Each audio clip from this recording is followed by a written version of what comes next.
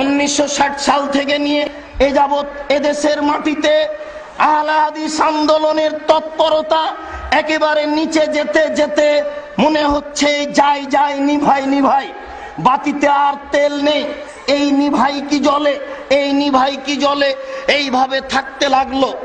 1994 সালে এই সাতক্ষীরার জনৈক উচ্চ শিক্ষিত ভদ্রলোক মোহতারাম আমিরে জামাত ডক্টর আসাদুল্লাহ আল গালেব এই হাল ধরে বললেন, না এইভাবে হবে না, মানুষকে সচেতন করতে হবে, মানুষের আকীদা পরিবর্তন করতে হবে, মানুষ ভুল পথে চলে যাচ্ছে, নিজের পথ ছেড়ে অন্য পথে চলে যাচ্ছে, এই কাজ আমাদের করতে হবে, মানুষের আকীদা সংশোধন করতে হবে, আদর্শের পরিবর্তন ঘটাতে হবে। তাই তিনি যুবকদের নিয়ে যুব সংঘ করলেন, বাচ্চাদের নিয়ে সোনামণি করলেন, আপনাদের নিয়ে আহলে হাদিস আন্দোলন করলেন।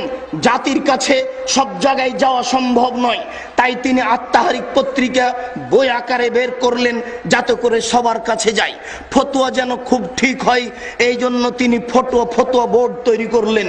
এদেশের মাটিতে ফতোয়া বোর্ডের মাধ্যমে ফতোয়া বের হবে, এটা সর্বপ্রথম চিন্তা চেতনা, সর্বপ্রথম কাজ হচ্ছে মাননীয় মোহতারাম আমিরে জামাত ডক্টর আসাদুল্লাহ আল গালেবের পরিকল্পনা।